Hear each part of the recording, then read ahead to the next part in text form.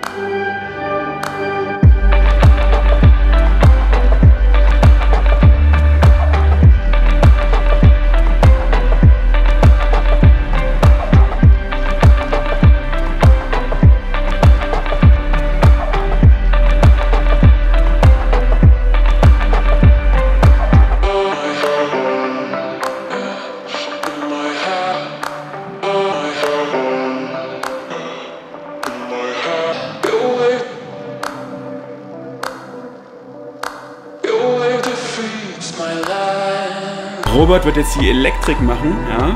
Total abgefahrenes Thema. Eigentlich soll ich das gar nicht filmen, oder? Lieber nicht. Nein, wir filmen das lieber nicht, oder?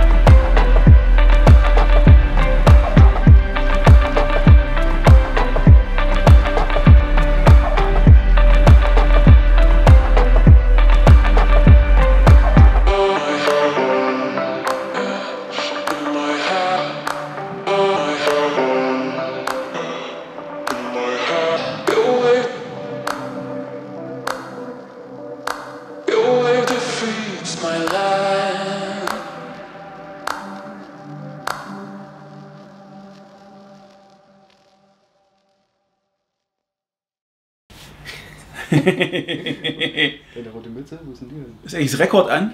Ja, Rekord ist an, ne? Ja. Ist auf meinem T-Shirt.